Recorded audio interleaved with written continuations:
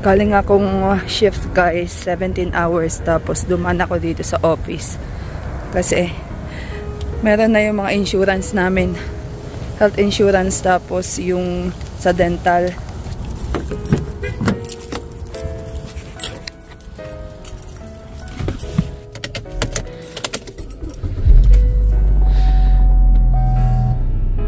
Yan yung office guys. Napakalamig ngayon guys. Ay, 20 degrees. May ganito na yung sasakyan ko. Mayroon kasing tinuruan si Habi guys kahapon na mag-drive. Ayun. Kumikitang kabuhayan. Kaya may ganyan.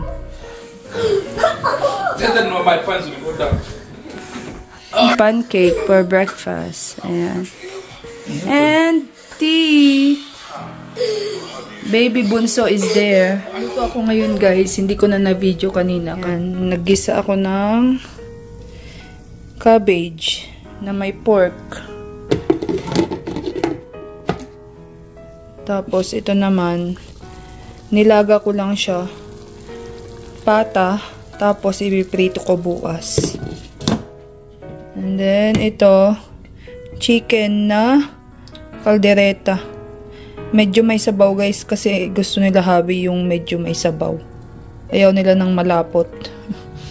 Tapos kapapatulog ko lang ng alaga ko.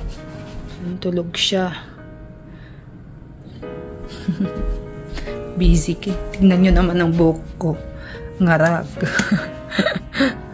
Nagpunta ako guys sa Dollar Tree nung isang araw. So ito yung mga napamili ko. Ayan, planner.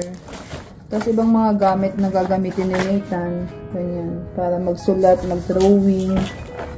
Ang nabili ko. Ito, Christmas bag. Organizer. Sa damit. Ito, palalaruin ko siya. Some things. Mga gamit lang guys. Battery. Ganyan. Pen. Pen. Ruler. Tape. Mga flashcards. Ayan, flashcards.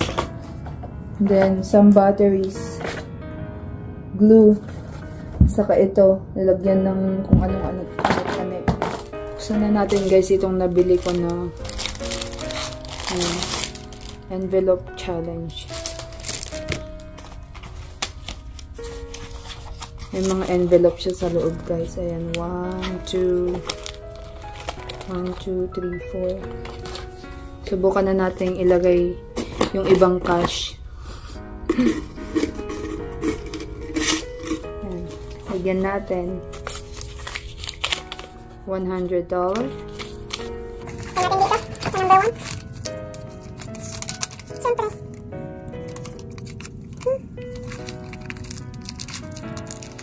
Ilabas natin.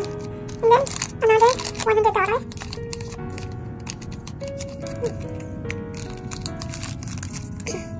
Yan. Bigyan pa natin. 1, 2, 3, 4, 5. $120. Bigyan natin dito. Sa number 3. Yay. Ayan. 100, 100, and then 120. Yes! How much is this? 15,000. Ganda ng panahon guys, oh. Mag-request kami ngayon ng birth certificate ni baby. What documents do we need? It's only SSN.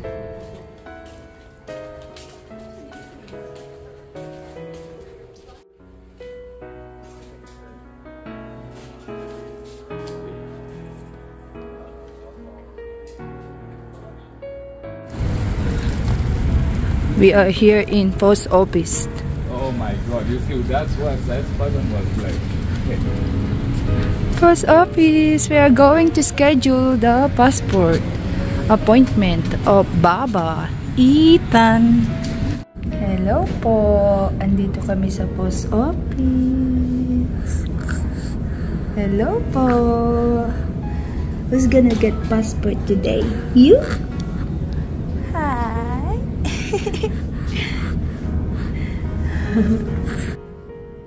It's a daddy. Yay! We are done. We are done. We are done. We are done. Ethan is ready to fly. It's not yet ready, of course, until you get the passport. Grocery ako, guys. Naiwan si Habi dito.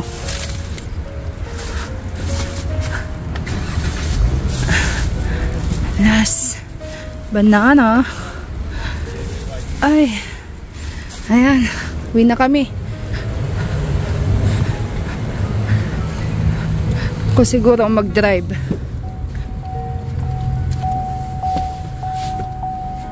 Oh, he's asleep. Bumili ako, guys, ng beef sa Walmart. Magbubulalo tayo. Ito, yung may bone. Kakat ko na siya para madali na lang paglulutuin na.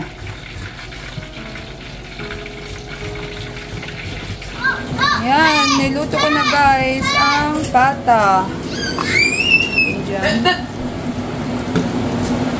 You're not behaving well around the baby. Remove your tools. Go on the side. Go there, the corner.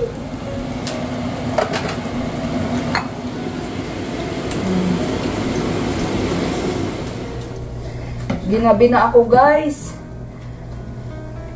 Gabi na, nagluluto pa rin ako. Ang dami ko kasing errands ngayong araw na to, guys. Nanguha kami ng birth certificate ni Ethan. Tapos, nag-request kami nag-file kami ng passport niya. Tapos, ang daming gawain dito sa bahay. Di pa ako naka-attend ng meeting sa office. Ay, hindi ko alam kung makaka-attend ako bukas.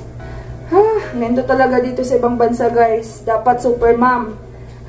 Tignan nyo naman, nagluluto ako habang nag-aalaga ng baby. Nagbablog pa ako, di ba? Shooting 3 birds with 1 stone. After that, maglilinis pa ako ng bottles.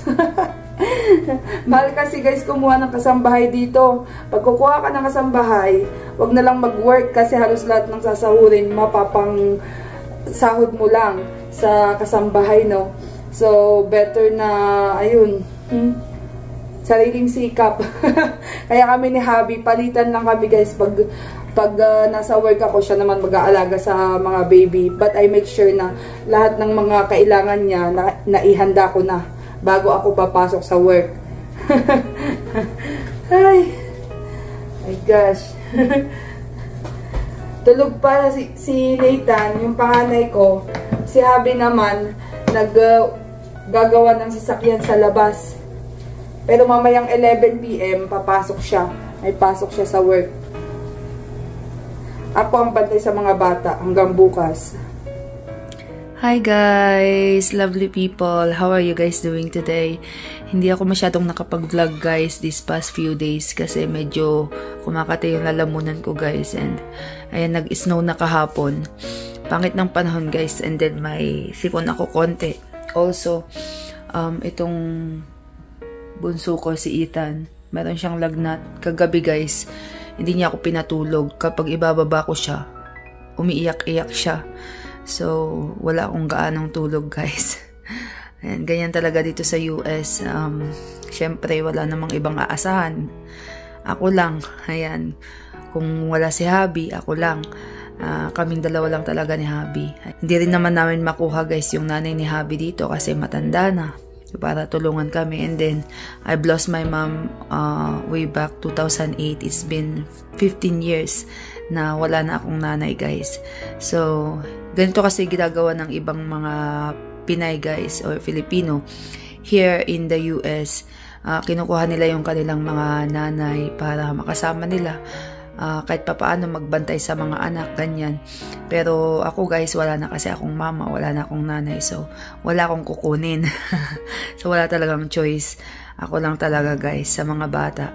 Also, guys, matanda na yung nanay ni Habi, ganyan. And then, may sakit na rin. So, ganun. Sabi ko nga kanina, guys, mahal naman kumuha ng kasambahay dito sa US. So, kami-kami lang talaga. Kagabi, guys, nagluto ako ng adobo para mabilis lang habang nag-aalaga si Habi ng baby. Ayan. And then mamaya kasi papasok na naman si Habi, kaya wala na akong time. Ang ginagawa ko ngayon, eto, ewan ba kung paano napunit ni Nathan to. Ayan yung jacket niya, napunit dito sa gilid. So sayang naman, tatahiin ko siya, yung pantahi ko guys. Medyo makati talaga yung lalamunan ko. So, yeah. Kamusta naman guys ang naging Pasko ninyo? Kami okay lang naman. Ayan, masaya naman. Kami lang nila Habi, saka yung dalawang bata. Hindi na kami lumabas guys. Malamig din kasi, tapos konti lang yung oras na nandito ako sa bahay. Na-enjoy nyo ba guys? Tignan nyo naman guys ang itsura ng ngarag. Tapos pagod, puyat. Pero nakakangiti pa rin. Ayan, by the grace of the Lord, nakakangiti pa rin tayo, masaya pa rin tayo. Kasi diyan naman si God, tutulungan niya tayo, bibigyan niya tayo ng lakas. And hindi niya tayo pababayaan. Although guys, may kabutihang dulot din naman yung andito kami sa US. Pero may mga point talaga na ito yung struggle, isa sa struggle namin dito sa US. But it's okay guys. Lagi na lang namin pinagpipray na sana malakas ang katawan, ganyan, and hindi magkakasakit ng bongga. Kasi guys, kapag nagkasakit ka dito sa US, hindi naman lahat libre, no? Kasi every paycheck naman, binabayaran namin yung health insurance namin. Pag pupunta ka naman ng urgent care, may bayad pa rin yun guys. Katulad ng sa amin, punta ka ng urgent care, magbabayad kami ng $100. Pupunta ka ng hospital, magbabayad ka ng deductible. Diba, yung deductible sa amin is $1,000. So, aside pa sa ibang mga bayad, no? Kaya kailangan dito guys, alagaan na lang ang sarili, kumain ng healthy food. Minsan di mo rin kasi masabing huwag magpapagod, magpahinga, ganyan. Kasi nga, kahit gusto mong magpahinga, kahit gusto mong hindi magpagod, walang choice eh. Trabaho mo lahat dito eh. So, wala talagang choice. Bawi na lang sa tulog minsan pag may time. Kaya minsan kapag pwede na akong matulog sa work, natutulog talaga ako. Tapos, syempre, bawi na lang sa mga pagkain, ganyan. Bawi sa mga vitamins, ganyan. Nagtitake ako ng vitamins, iron, vitamin C, B complex, mga ganyan. Hi guys, buhay. Sige. Guys, I'll not take much of your time. Thank you so much for stopping by. Na-appreciate ko yung time ninyo guys for being here and watching my videos. Thank you.